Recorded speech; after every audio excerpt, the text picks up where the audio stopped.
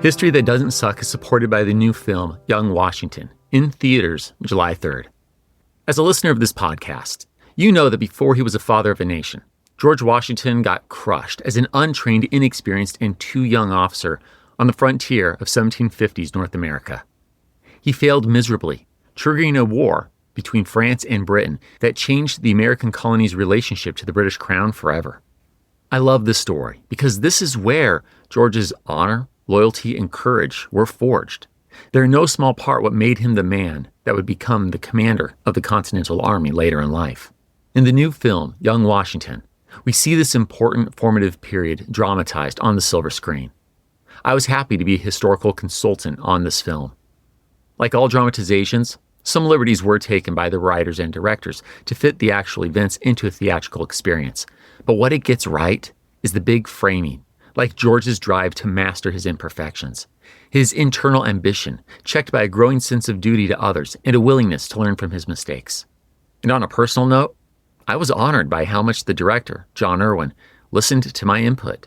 It was exciting to see some of my suggestions come to life in the film, and the storytelling will make you curious to learn more about the events and people of this important period of American history.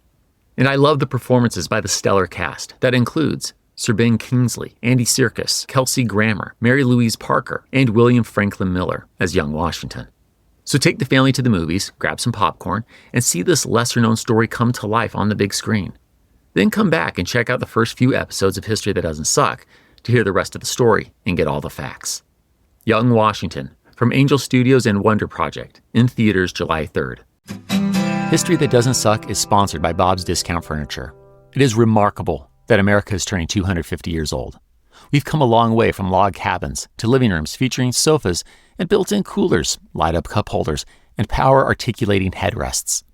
Bob's has the exact style America wants for this big milestone, all at everyday low prices with thousands of 5-star reviews to back them up. Take the Sedona Power Reclining Sofa. It's a genuine leather oasis with built-in charging and Bobopedic seats that hold up to serious lounging. Complete the look with the matching love seat and recliner.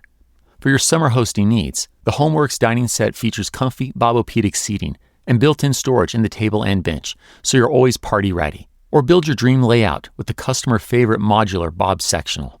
It boasts over 1,000 5-star reviews, family-proof construction, wireless charging, and premium memory foam for hundreds less than the competition. At only $250 per piece, it fits any budget. Celebrate the 4th at Bob's. It's where America shops for furniture. Hello, my friends. It's Professor Jackson, and I'm happy to share the premiere episode of our new spin-off show, Government That Doesn't Suck. This new podcast has its own feed, which you can find on Apple, Spotify, YouTube, or wherever you listen. New episodes will be released every other Monday between new episodes of History That Doesn't Suck. But we will only occasionally drop those episodes here within HTDS, because they are 2 different shows with 2 different goals. History That Doesn't Suck is, as you know, a legit, seriously researched, hard-hitting history of these American states told through entertaining stories. In HTDS, we're telling a decade-by-decade history of the U.S. Government That Doesn't Suck shares some DNA of HTDS. It's a seriously researched history and it'll be entertaining. However, GTDS will time hop and will focus on topics about how our American system of government works or doesn't. Look, a recent Pew Research poll revealed that 8 out of 10 Americans have little or no faith in their government to do right. It doesn't matter if the opinion is right or wrong. The sentiment matters because the power of our government is granted by the people, as stated in the U.S. Constitution. Quote, to provide for the common defense, promote the general welfare, and secure the blessings of liberty to ourselves and our posterity. Close quote. This show is not a love letter to government. No, it's part history telling and part conversation about how things work or don't and why. So give a listen to this first episode and then search for and follow Government That Doesn't Suck in your favorite podcast app, or go to htdspodcast.com. Next week, we have another new storytelling episode of History That Doesn't Suck right here. We're back to World War II island hopping through the Pacific.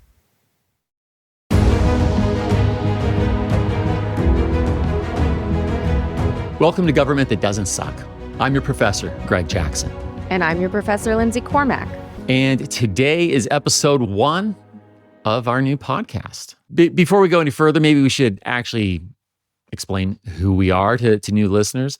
I'm Greg Jackson. I am best known as the creator, head writer, and host of the podcast History That Doesn't Suck. I am the author of Been There, Done That, How Our History Shows What We Can Overcome. And I also teach at Utah Valley University, where I'm the America 250 professor in the Center for Constitutional Studies. So I am a complete nerd. That is, I think that's pretty much what I just said. Well, Lindsay. and I guess I'm equally nerdy. I'm Lindsay Cormack. I have a PhD in government from NYU, and I'd say I'm best known for a little database that I've been running since 2010 called DC Inbox, which is every email that every member of Congress sends in their official capacity to their constituents as e-newsletters. But more recently, I wrote a book called How to Raise a Citizen and Why It's Up to You to Do It, and I'm at Stevens Institute of Technology in Hoboken, New Jersey. Yeah, we're nerds. It's February 11th, 1972. We're in Elkins, West Virginia, where college student Ella Mae Thompson is waiting for her ride. Outside, the thermometer is hovering around freezing, and a few inches of snow still cover the ground. In other words, it's a pretty typical winter's day around this mountainous part of the country. But hey, it's Friday and the start of the weekend, and for Ella, this particular day promises to be anything but typical. The freshman is on her way to the county courthouse. No, she's not in trouble. In fact, she's about to experience her recently guaranteed constitutional right. While she waits, let me catch you up on what's going on. Earlier this morning, the Nixon White House gave the U.S. Senator from West Virginia, Jennings Randolph, the honor of securing the nation's first 18-year-old to register to vote. See, ever since World War II, 18-year-olds have been of age to be drafted, and Jennings has been one of the leaders of the old enough to fight, old enough to vote debate. Over the course of 3 decades, he introduced legislation to lower the voting age 11 times. Now, at last, the 26th Amendment to the Constitution has been ratified. The legal voting age has been lowered from 21 to 18. The question is, who will be first? The well-connected senator knew exactly where to find a next-generation voter, nearby Davis and Elkins College, where he had once been a member both of the faculty and board of trustees. When the phone call came into the office, 18-year-old work-study student Ella accepted the historic invitation. And look, here comes the senator now. He picks Ella up, and as they drive along the icy road, the two strike up a conversation. Ella shares that her brother, Robert, was drafted and began service the month before his 21st birthday, when he would have been eligible to vote. Less than 2 years later, he was killed in action in Vietnam, only 1 day before he was to return home. The sad irony on so many levels. Specifically, the 26th Amendment Jennings had fought so long to pass had come too late for Robert. He was old enough to fight and die for his country, but not old enough to vote. Then, another revelation. Ella tells the senator she's planning to register as a Republican. After all, her family are Republicans. Jennings is a lifelong Democrat, and she worries this might embarrass him. The avuncular senator smiles back and tells her that's beside the point. Exercising her constitutional right in whatever way she sees fit, that's important. That's exactly the point. With that disclosure out of way, the short drive to the courthouse comes to a blustery end. The 70 years younger senator and 18-year-old Ella hold on to each other as they cross the slick pavement. Now inside the county clerk's office, Ella Mae signs the registration papers. She's the first of 11 million U.S. citizens between the ages of 18 and 21 to register to vote. But for Ella, the registration isn't about politics. She'll later recall, I was honored to do it because my brother had been killed in Vietnam, and he had not been able to register to vote. So I feel like it was something that I did for him too. I love that story. It's a relatively recent event in U.S. history that illustrates how we the people can make our union more perfect. It reminds me that every generation has the opportunity to be a founder because the work of building our nation is always unfinished business. And since the passage of the 26th Amendment, the youngest generation can assert its right to vote and participate in the construction rather than the destruction. Right, Lindsay? Well, I think in a time in which everyone's hearing that government sucks and everything's bad and it's just going to get worse, we are offering a little bit of a different way to approach this sort of subject. You're damn right. You know how strongly I feel about, look, and I say this without any dismissal of the very real issues and concerns that people are feeling across the political spectrum, right? But what we have is actually a pretty special thing, and it works a lot better, both at its peaks and at its lows, than we sometimes realize. The way I come at it is government's going to happen to us whether we like it or not. Politics is going to happen to us whether we like it or not. But we are way better to navigate it and bend the ends to our will if we understand what's happening. And so part of that is just figuring out the rules. But another part of that is looking back on when government has worked in the past and kind of seeing, ooh, how can we get something that feels functional, that we like the outcome of by looking at how we've done it before? You know, obviously you're speaking my language there. You're tapping into history. I mean, this is America 250 this year, right? And the Constitution isn't that old, but it sure is fairly close. We're just going to go ahead and lean into that whole 250 thing. We've gotten a lot right. And, you know, the framers, they embraced that this wasn't a perfect union. They called it a more perfect union. They realized that they were upgrading, that the Constitution was the 2.0 version of their union from the Articles of Confederation. That sucked. Okay. And we've continued to improve it from there. One of the most brilliant things about that document and about what America is, the American experiment, is this idea of government by the people. We say that, and that trite phrase just gets lost, I think. You know, it loses its specialness because it just rolls off of our tongue from kindergarten and on. But you know, one of the things I love the most about reading the founders' words is how much they talk about the right of a generation to alter or abolish.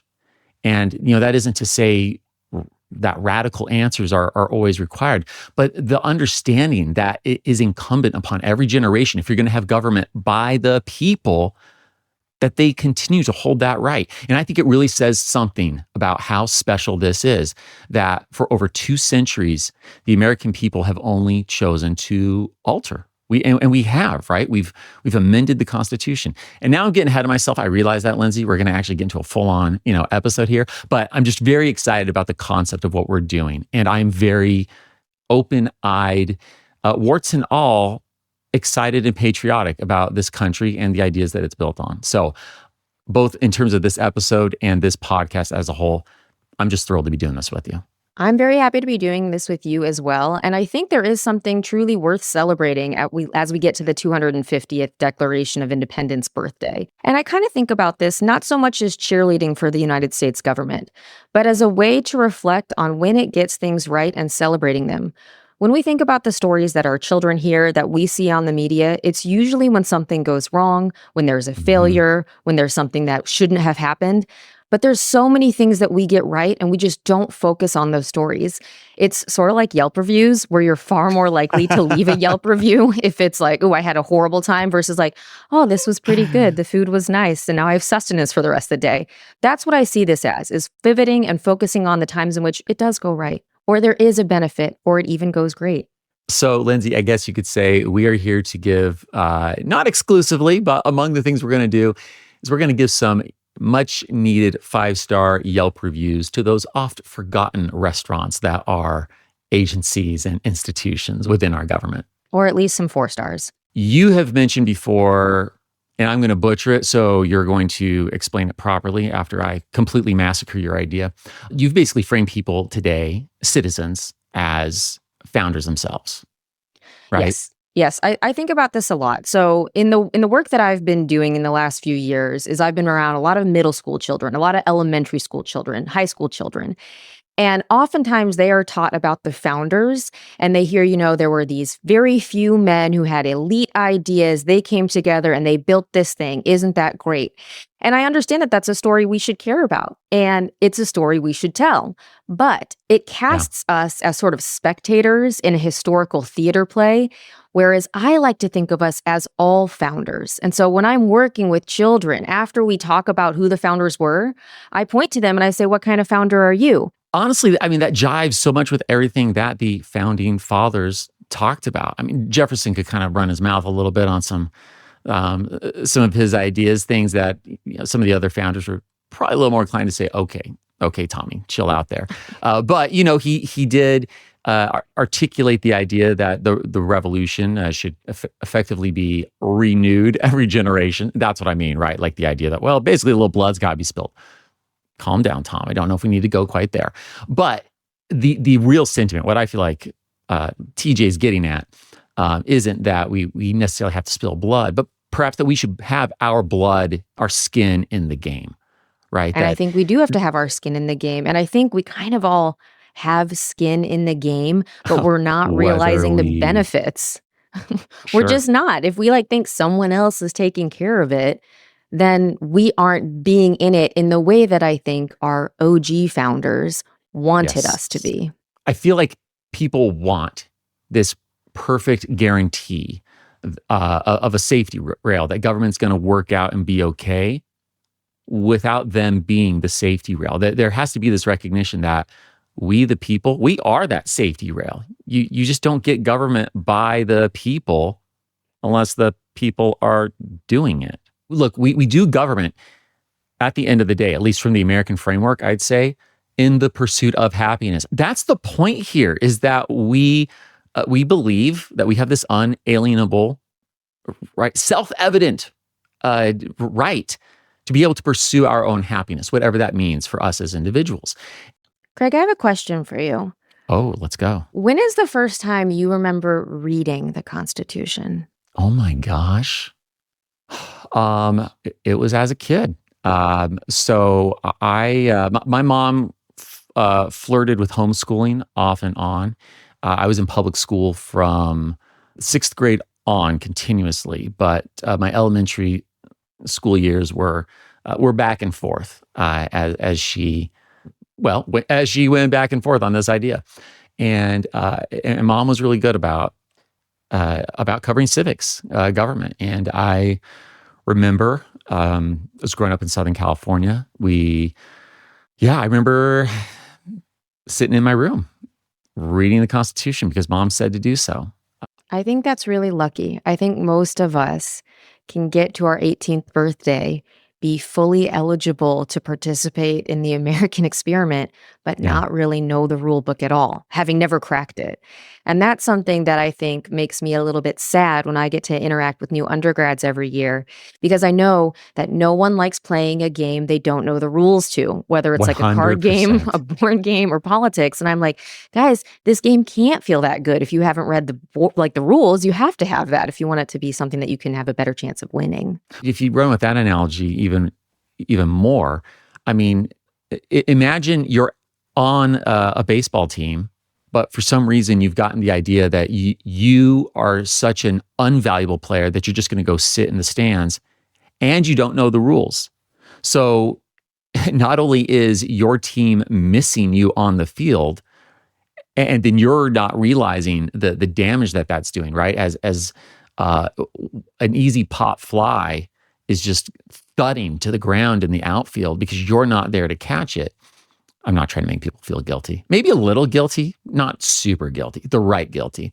And at the same time, you don't even know the rules to understand when a call is made. You might get the impression that the ump is being unfair when in fact there are 3 strikes and you don't understand that.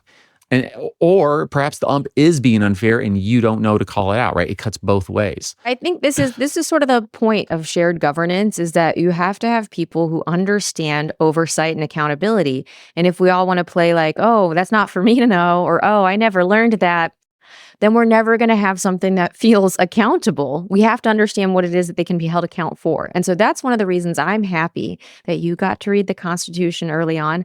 I didn't do this till the very end of high school. And I will Really? say I probably didn't understand it until the very end of a PhD. And I still learn things. I read it once a year. I get to do it in class, and I learn things every time I do it. But I really think we sort of under-gear our citizens to understand the world that they're stepping into because we don't have most of them read it. I feel the need right now to say, thank you, Mom. So let's fix this a little bit. And I love your premise, the Declaration. I'll throw one more analogy out there. We could think of this like a business. We live in an entrepreneurial society, and perhaps we're thinking about this as a company that's been established 250 years ago. But maybe it'd be better if we thought of every generation as having to be the new entrepreneur.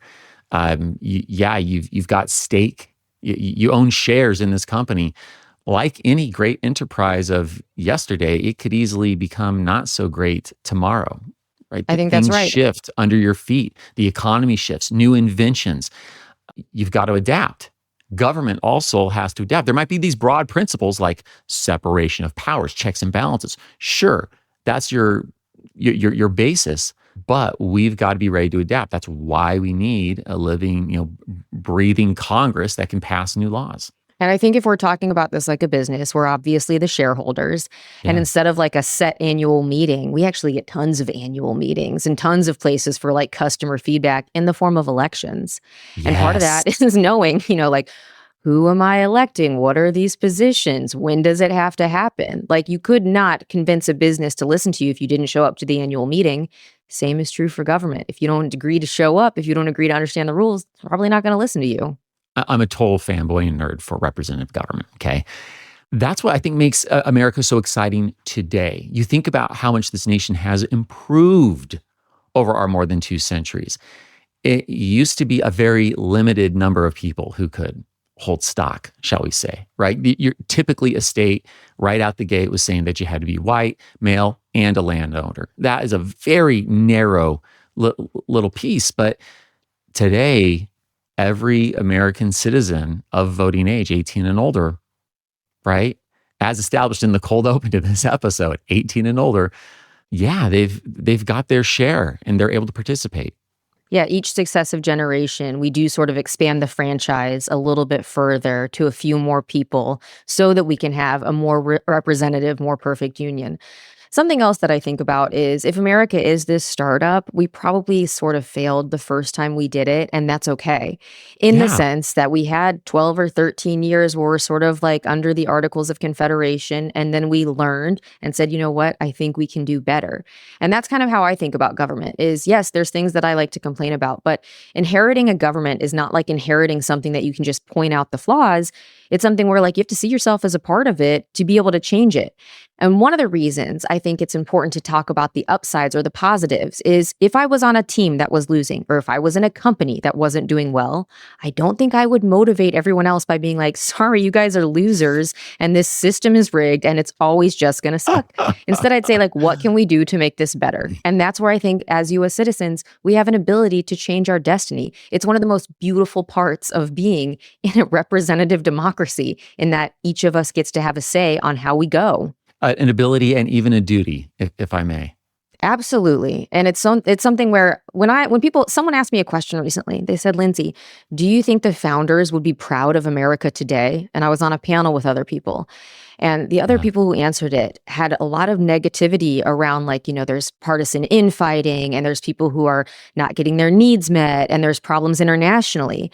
And I totally took it a different way where I was like, I believe what America is today is beyond the wildest imaginings of what the OG founders would have thought we could have been. Because they're bringing together tiny little powers against the global hegemon of the time. And now we are not even we are the country that the most people want to come to. If you look around, if you travel, you can find other beautiful Lindsay, places, but you can't find an upgrade. Can I just pause you for a second there? I mean, think about that for all that's going on. And I don't mean this in some sort of Pollyanna sort of way, right? Again, I'm not dismissing the things that uh, people are worried about in this present moment. And yet we still have people longing to come to the United States. Absolutely. We always have. We probably always will. One of the things that I think is really attractive about being here is this equality in inputs for voting. So we know that people have different levers of power to pull on based on wealth or connections or Sure. industry. But at the end of the day, everyone's vote counts as one. And so Well, I think that's really attractive, especially if you come from a place where you're not permitted to contribute to who's going to be in your government, or you're not yep. permitted to say, I have a problem with this. Let's have a referendum. It's awesome to be in a place that allows you to do those things. And Lindsay, I mean this as like the ultimate pep talk right now for Americans. Okay. But think about this.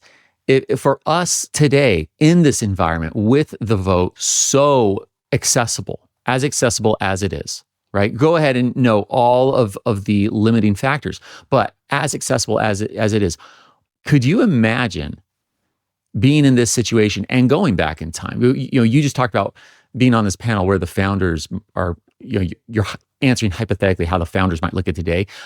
Well, let's flip that around. If you were to go back and try and tell the founders about how hard and awful it is and why you should just give up because, you're not sure your vote counts much, I just see them scratching their heads and saying, we're fighting a war against one of the world's greatest superpowers.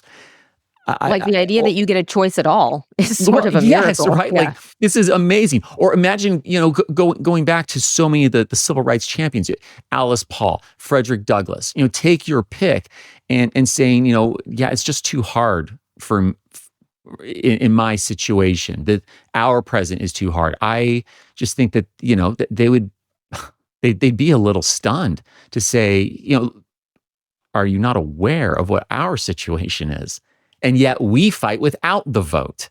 Absolutely. And I think it's something where if we think about the founders, I sometimes believe that we have this impression that they all got along in the first place, and that's not really true at all. And so the idea that we have Yeah. friction in the system, or the idea that we see things differently, or we fight about things, or we want different ends, that's sort of baked into the whole process of liberty. I mean, is that how you see it?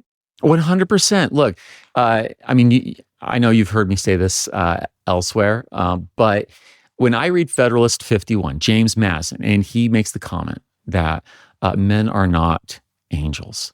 Look, this is the premise for government. And what James Madison just said is people suck. That's it. They can. Yes, they can. Not always. Men are not angels. That's a pretty definitive statement. And what I see is that they've built a structure on the premise that it needs to be able to endure people who suck. Yes. Okay. Yes. And yes, they hoped for public virtue at the same time. So the hope is that the best of us will come to bear. And the Republic needs that. Desperately, it needs that. It can't endure if everyone, to return to the many analogies we've made, right? People have to be rowing, people have to be playing, people have to be participating. That is crucial. And at the same time, they tried to build a republic that could endure people being checked out, people being power hungry, people putting their own interests above that of America as a whole. That is why we've endured as long as we have. And they saw it right out the gate themselves. To get back to your original point, I'm sorry, I guess tiraded there a little bit on Federalist 51, but oh my gosh, when I want to talk about ugly partisanship, I talk about the founders. And, once King George was out of the picture, it was really easy to agree on who the external enemy was. But now you've got to govern. You brought up my favorite president, which is James Madison. And one of the reasons Really? oh, totally. Absolutely. Sure. Problematic figure in some ways, but my Oh, favorite. no. Dude's brilliant. I cite him left, right, and center in my book. But I Carry don't on, just carry like on. him for who he is. I really like him for who he chose as a spouse and for who chose him back. Because I think when we tell this story of America, when we get wrapped up in like there were these white property owning landed men who got to make the choices, there is so much that happened. That Dolly Madison, that Oh, all yeah. the other women in the houses of presidents changed. And when we think about that governing question that you just brought up, At the early republic, a lot of founders or a lot of early governors or a lot of people who are nominated to Congress and end up showing up think that they can't hang out with each other because it'll look like they're corroborating behind the scenes, or they're trying to like figure things out in a way that's unbecoming of a Republican man who like has his own sort of ideas on things. And the women look around and say like, well, these antisocial loners are not going to do that well if we can't sort of like grease the wheels. And so someone like Dolly steps in and says, let's have some parties. Let's let these people know each other. Let's get together outside of the halls of government. And that too is part of the founding story. It's not just we passed these laws and we made these decisions. It's all the sort of like, what does it mean to be in a republic? And it's more of a family than it is someone who's just like, you're elected, you're in, and everyone else is out. Absolutely. And look, with all my respect for James Madison, the dude married up. And I don't just say that because he was 5'4". He was tiny. I know that might be also why I like him. That's probably also why I'm the coxswain, I think, because they're all really small. And I'm I'm 1 inch taller than James was. Okay, you know a lot more about rowing than I do. Did you row? Is that a thing? No. Okay. No. It's bigger in the East. I'm gonna lay it to that. You're East Coast. I'm West. I mean, So, I'm of the Heartland. I'm the first. are you? Yeah, the first 22 Lindsay, years we're of my learning life. more. My goodness. Yep. The first 22 years are Michigan and Texas and Illinois and Kansas. Okay. Yeah, Okay. running up and down. Very good. I had another question for you because Please. as I'm like very happy to learn that you got to read the Constitution in a dutiful home with a mother who cared about this. What do you think Americans misunderstand about the founding? Like, what is it is that you think people believe is correct, but actually probably isn't historically accurate? Can I tell you a personal story? Yeah. So, a number of years ago, serving in a position in my hometown on the planning commission. We were having a meeting, and those can get pretty heated. Planning commission is sometimes the warm up, if you will, for city council. I'm on my local community board. Yeah, I know what these meetings feel like. Yeah. Yes. For our listeners who aren't familiar, right? Some of the most intense debates you get are in these sorts of meetings, and fair. I mean, these are the decisions that impact your life deeply. In another episode, I'd love to talk about why I'm such a huge fan of municipal government, and why I might even go so far as to argue, if you're going to be passionate about government, you are better to first let that passion come out at home and forget Washington, D.C. even exists if you're going to throw energy into this. This is the government that impacts your life the most, even if we like to talk more about what happens in D.C. Anyhow, I digress.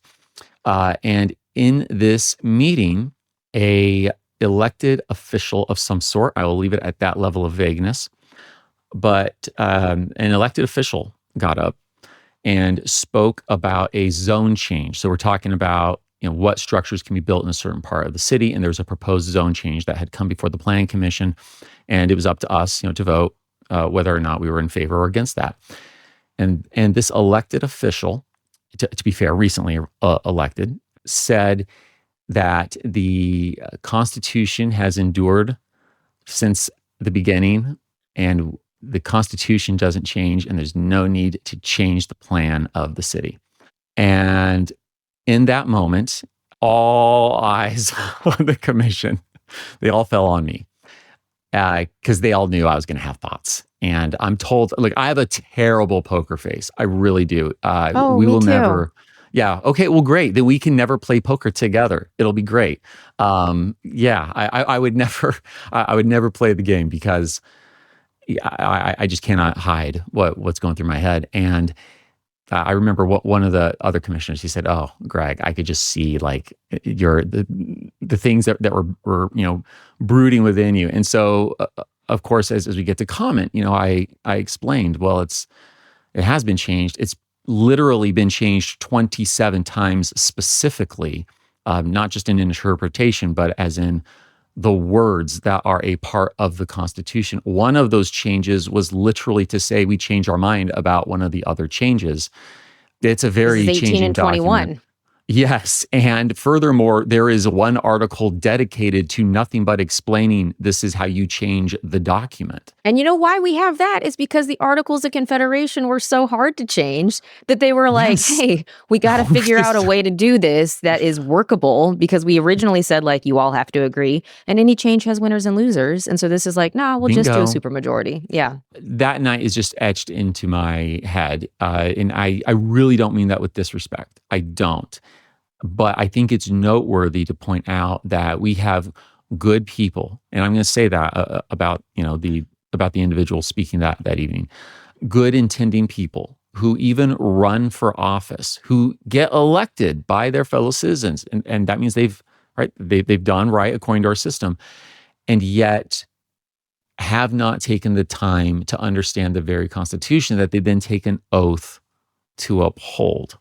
And I don't think that they ever did it intentionally, but there's just a lot of assumption that we understand the rules of the game when we don't, both by candidates and we, the people, are not holding them accountable. Clearly, there weren't questions in the election process that drilled this newly elected official on constitutional principles enough to expose that and lead them not to necessarily even drop out, right? But just pause, reflect, and go, holy crap, maybe I should read this thing.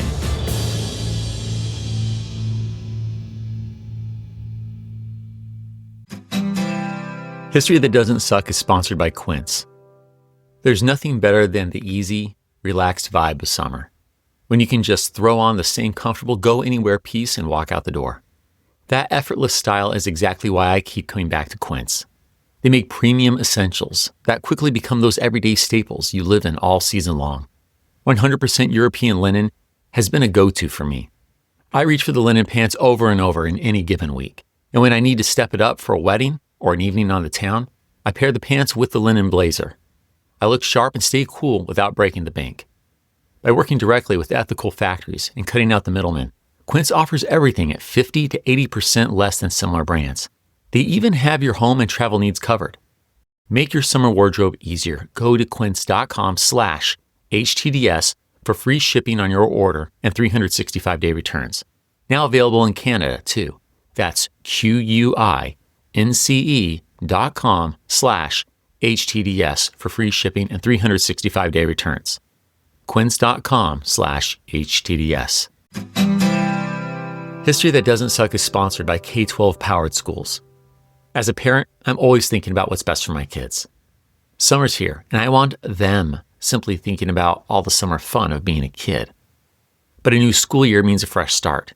And for families looking for a new path to help their child succeed, K-12 Powered Schools could be the perfect fit. K-12 offers tuition-free, accredited, online public schools for students in kindergarten through 12th grade. They know learning isn't one size fits all, so they meet your child where they are, helping them learn at their own pace with a tailored curriculum. As a leader in online education for over 25 years, K-12 provides everything a student needs to feel safe, motivated, and thrive, with flexible options tailored to each child's needs, interests, and goals. Their dedicated teachers are trained in virtual instruction to provide real-time support, and students can join a vibrant online community with extracurricular activities. See how K-12 Powered Schools can help unlock your child's full potential. Enroll online today at k12.com/HTDS. That's the letter K, the number 12.com/HTDS. k12.com/HTDS. History That Doesn't Suck is sponsored by Dell Alienware. Alienware's back-to-school event is the perfect time to score top gaming gear with incredible features and Intel Core processors to go beyond performance. Save big on gaming desktops, laptops, and more.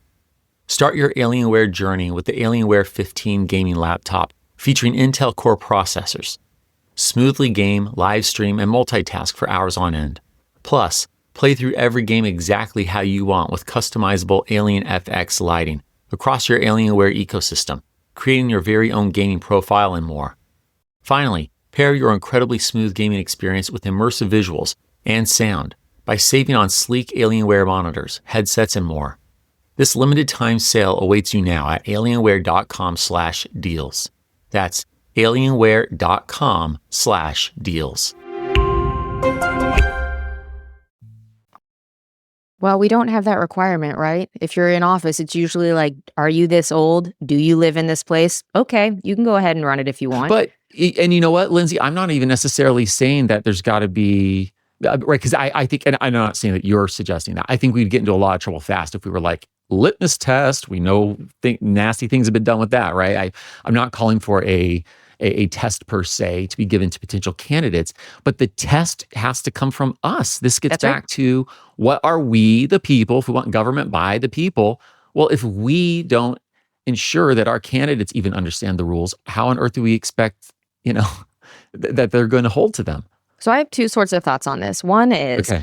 the Constitution isn't that long. Like if you were to print it It's so out on short. 8.5 by 11 page paper, it's like 17 pages, like 15 if you make it smaller font, 19 if you make it bigger. It's not that long. But the other thing is when you just said like bringing it back to we the people, I think that both the founders trusted we the people, as in we want to do this, but they also feared the people. And we sort of see both of these things. And Yeah. it's not necessarily bad to have both of those. It's like, yes, we trust if multiple people are thinking about it, we'll get to a better outcome. But we also should fear the people in that we are going to be held to account if we do something that the people don't like. And I think having both of those is important. It is. And look, we see that so many times. Ben Franklin, apocryphal tale. We always got to, I'm a historian. Let me put my little asterisk there. But allegedly asked after the convention, what have you wrought? Right? What have you done in there? He says, a republic if you can keep it. Keep it. Right? Yep. Yeah. And more than that, I found this so interesting. To go back to our boy, little Jemmy, James Madison. He says in the Federalist Papers that the Senate, he's explaining, right, why did they do the things that they did? And he's explaining the check and balance between the two houses of Congress. So Congress, our legislature, has two houses. And fair enough, people sometimes ask, well, why? Why bother? And he's explaining that it's a check against corruption. And one of the ways to ensure that check really holds is to try and make these two bodies that are clearly, two halves of one thing, nonetheless as different as possible. So the House will elect congresspersons every other year, right? And that's meant to intentionally make sure that representatives are dancing to whatever tune the people call. You want to hold on to your seat, you will do whatever is popular, period. But he says the exact opposite for the senators. And he even says that it is their duty to protect the people against their own delusions on occasion. Right? So here is a document. Here's a government that's about government by the people. And yet here he's introducing even a check against the people on a short-term basis. I'm sorry. I got excited and kept talking. No, there's no need to apologize. Something else that I like about, and I love teaching about the distinction between the House and the Senate, is they didn't just invent these. They looked to their closest historical relatives and said, hey, over in England, we've got a House of Commons and a House of Lords.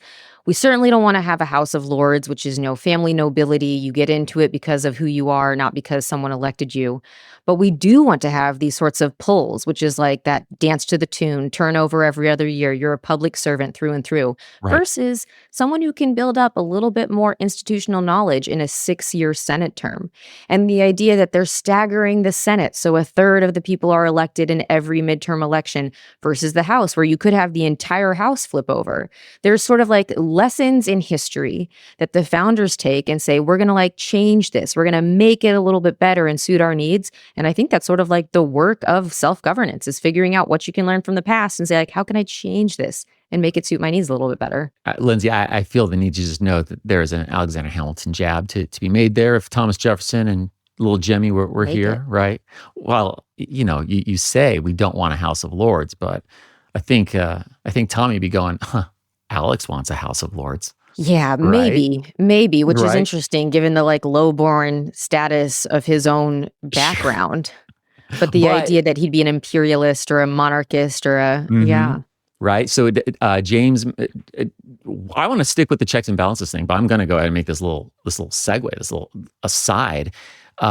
Since we're talking about comparing partisanship then to today a little bit, right? We've touched on that here and there. Let me just insert. I mean, Thomas Jefferson and James Madison called Alexander Hamilton a monocrat. That was their blended slam of a monarchical aristocrat, because they believed he wanted to end the American experiment and introduce, if not a king in name, at least in reality. That was their perception. I think that they were super wrong. There are some to this day who go, "Oh, no, Tom and Little Jemmy super nailed it. That was Alex." I think that is an insane position to hold, but they did, and that was their partisan divide. And you had those Federalists and those Jeffersonian Republicans, each convinced that the other party wanted to destroy the country.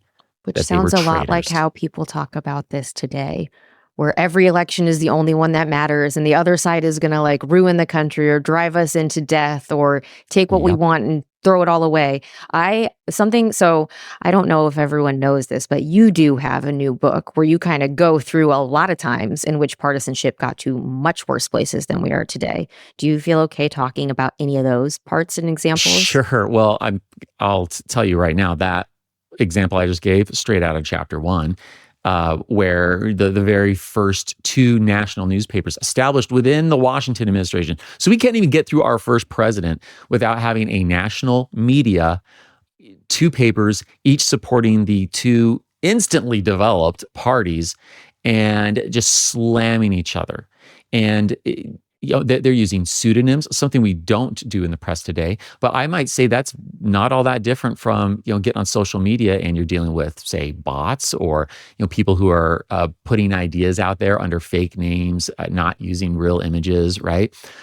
So right out the gate, you've got disinformation, you've got bad assumptions about the opposite party. Lindsay, we couldn't make it hardly a second without doing that. I do think there's something about one of the reasons that it feels hard or uncomfortable to talk about politics is because of partisanship. And the way that I sort of like to think about things is think like a patriot, not like a partisan. Being a citizen is different than being a partisan. But partisanship is a feature. It is a reality. It is not a mere bug. It is what's going to happen when you have any sort of government that's competing for control. And so something that I like about the way that you've written your book is saying partisanship has happened and it's been pretty bad in a bunch of different ways that many of us just don't know about. Stop. It is. Hey. Like, we're not tarring and feathering each other. We're not doing that. We're not dueling each other when we think that you've like affronted our sense of honor. Partisanship has gotten really ugly in the past. And now we might like tear each other down on online forums, but it's usually not political violence. If I may, Lindsay, and I'm gonna pull the book from the shelf just to really drive home the point. And it's a real background. That's always worth showing. The Federalist Papers, right? Your point about partisanship being a feature. So James Madison, Federalist number 10, he says that, and I quote. Wait, hold on. I think I'm going to follow along because I'll just go to my bookshelf. Let's do it. Here we go. I was like, I'm sure I got this up here too. Okay, I love that none of this was scripted or planned, but that we both have the Federalist Papers within arm's reach. Oh, and I was on 51. That's where mine was open to. Okay. Oh, I love it. Well, 51. I mean, solid. But yeah, we'll go to 10. Basically we're doing Little Jemmy's greatest hits today. That's what's happening. I mean, he is the author of the Constitution. He's the father of the Constitution. It makes sense. It sure does, which is where it's really fun to think of him and Alexander Hamilton in 1793 getting into a print war under pseudonyms in which they're yelling and screaming at each other over what the Constitution means. But of course, if anyone is also qualified to yell back at Little Jemmy, it's Alex, who wrote 51 of these Federalist Papers.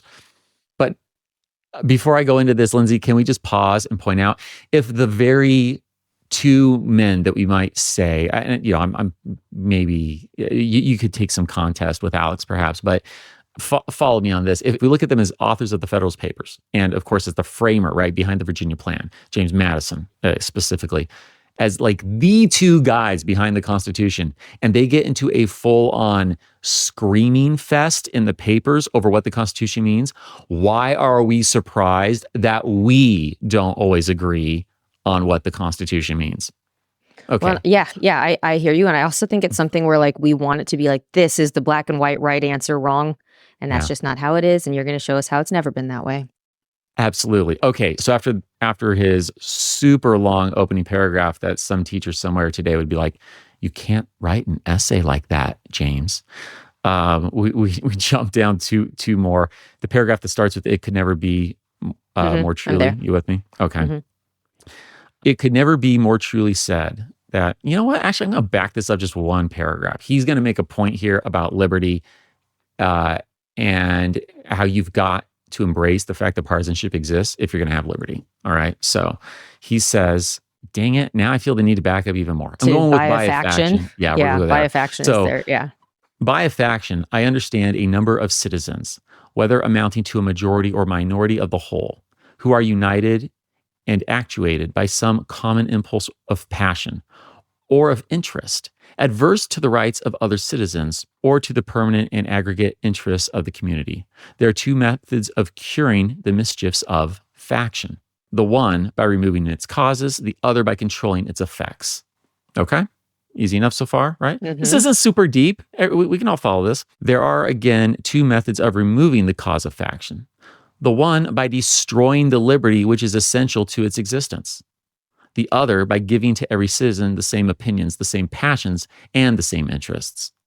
Okay, so this should be super obvious to all of us, but going into this next paragraph, it's right. Great thoughts are, in my opinion, a mark of greatness is that when you hear it, it feels obvious. Right. So, and that for me is what Federalist number 10 does on this point. It could never be more truly said than of the first remedy that it was worse than the disease. Liberty is to faction what air is to fire, an ailment without which it instantly expires.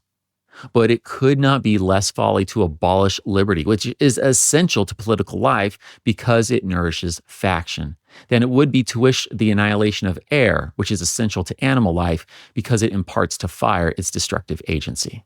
Yes, which is, right. If we're going to have liberty, we're going to have differences of opinion. And if we want to keep liberty, we're going to have some way of figuring out how we navigate those differences of opinion instead of saying no liberty for anyone. Founding father mic drop. Like that stuff, Lindsay, I mean, that is why 250 years later, right? And again, Jemmy wrote it after 250, but embracing the semi-quincentennial that we are in. I have practiced that word, by the way. I just want you to know that. That was not a first try. I've been saying it for like a year. Yeah, I'm with you. Yeah. It needed it. But it's the brilliance of these ideas. It's not just some happy accident that the United States has endured, that this republic has endured. And it's not because we're revering out of a de facto need to revere these dead white dudes. These ideas are brilliant. They have withstood the test of time. They have held against the vicissitude of challenges that this nation has faced, even carrying us through the existential crisis and bloody civil war that killed some upwards of 2% or so of the nation. These things have held, and they're worth trusting today. And they were created in a time in which day-to-day life sucked a lot more. Like you couldn't drink the water. You had to have a lot of beer around or a lot of ales around. Life expectancy is something like 40 years old. So you have a 40-year runway to say, like, what am I going to do?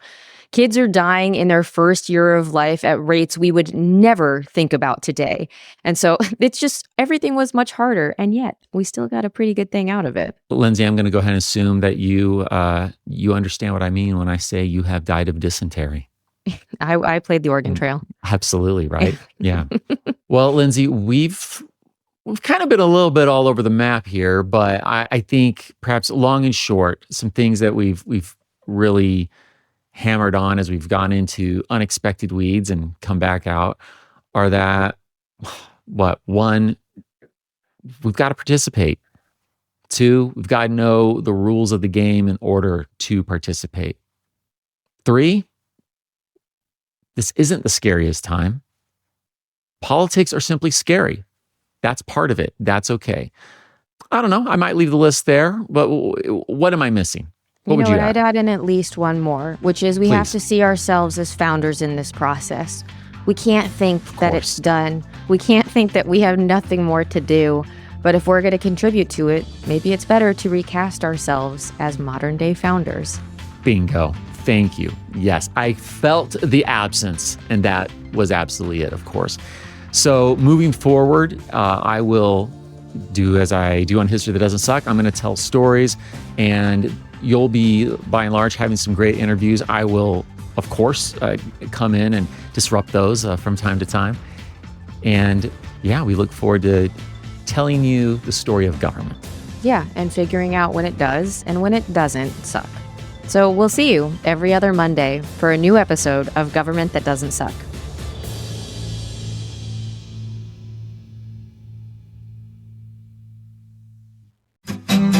History That Doesn't Suck is sponsored by Vistaprint. As a small business owner, preparing for a major event can be incredibly stressful. But working with a trusted partner like Vistaprint completely changed the game for our podcast. Vistaprint helps you stand out with durable, professional materials so you can focus entirely on making meaningful connections. For our history cruise, we ordered everything we needed in one place. Vibrant posters, branded notebooks that attendees could take home as souvenirs, and custom bookmarks to go along with my new book. We may be a small business, but we are a brand, and that's important in such a competitive space. When you want the assurance of premium product quality without breaking the bank, Vistaprint is the custom print expert you can turn to for your brand. Vistaprint. Print your possible. Right now, new customers get 20% off with code NEW20 at Vistaprint.com. Remember, that's 20% off at Vistaprint.com using code NEW20. What is Toyota affordability? It's buying smart. Right now, your local Toyota dealer has great deals available on some of the most reliable trucks on the market, like the off-road ready Tacoma, rugged full-size Tundra, and the legendary 4Runner, each with the space, tech, and features to handle it all, from the worksite to the trails. It means driving for less, with efficient hybrid options available, extending your overall driving range, and delivering great MPGs, meaning bigger savings at the pump without sacrificing power. And it means trading for more. The Tacoma and Tundra are ranked number 1 and number 2 in resale value over all vehicles according to Kelley Blue Book, which can mean thousands more than average when it's time to trade in. That's Toyota affordability. Buy smart, drive for less, and trade for more. Shop Toyota.com or your local dealer for deals and details. Vehicles projected resale value is specific to the 2026 model year. For more information, visit KelleyBlueBooksKBB.com. Toyota brand average resale value is 53% versus the average vehicle at 45%. Toyota, let's go places.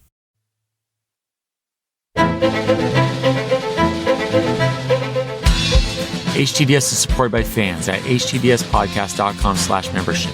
My gratitude to you kind souls providing funding to help us keep going. Thank you. And a special thanks to our patrons, whose monthly gift puts them at producer status. Adam Gorin, Othman Chapman, Amy and Ross Hinsman, Andrew Nissen, Andrew Sherwin, Anna M. Hutta, Art Lane, Bob Stinnett, Bonnie Brooks, Brian Gadigan, Brian Boyles, Brian Goodson, Bruce Hibbert, Hayden Howitz, Charles Clendenin, Charles Starkey, Charlie Magus, Christopher Merchant, Christopher Liesel, Christopher Pullman, Cindy Rosenthal, Colleen Martin, Colin Ferris-Pennington, Connor Hogan, Craig Burhost, Dan G., Daniel Beecham, Daniel Okani, Darren Chambers, David Rifkin, Dean Heiser, Durante Spencer, Donald Moore, Ely Edwards, Elizabeth Chris Jansen, Ellen Stewart, Ernesto Franco, Bernie Lowmaster, Ethan Lowery, Evan Thompson, G2303, Jeffrey Nelson, George J. Sherwood, Gareth Griffin, Gina Johnson, Gordon Garwood, Henry Brunges, Holly Hamilton, Jake Gilbreth, James Bledsoe, James Blue, James Schlender, Jarrett Zongora, Jeffrey Moots, Jennifer Mingione, Jennifer Ruth, Jeremy Wells, Jessica Poppett, Joe Dobis, John Booty, John Frugal Dougal, John Huber, John Messmer, John Oliveros, John Rudlevich, John Schaefer, Jonathan Sheff, Jordan Corbett, Joseph Curry, Joshua Steiner, Julian Wright, Justin May, Carl and Elizabeth Saley, Carl Friedman, Carl Hindle, Carl Romer, Ken Culver, Kim R., Kristen Pratt, Kyle Decker, L. Paul Goringer, Laura Norman, Lawrence Neubauer, Linda Cunningham, Mark Ellis, Marcia Smith, Mason Glenn, Matt Siegel, Michael Sullivan, Nick Cafferel, Owen W. Sedlak, Peter Hugenroth, Philip May, Randy King, Rich Ruckel, Rick Brown, Robert Drazovich, Rock Day, Sam Holtzman, Sarah Prescott, Sarah Trewick, Scott Hurst, Shannon Hoagland, Sharon Thiessen, Sean Baines, Sean Collins, Stacy Ritter, Steve Williams, Creepy Girl, Thomas Churchill, Thomas Matthew Edwards, Thomas Sabbath, Tim and Sarah Turner, Todd Curran, Tom Bostofka, Walter M. Ames, Wesley McCage, and Zach Jackson. Join me in 2 weeks, where I'd like to tell you a story.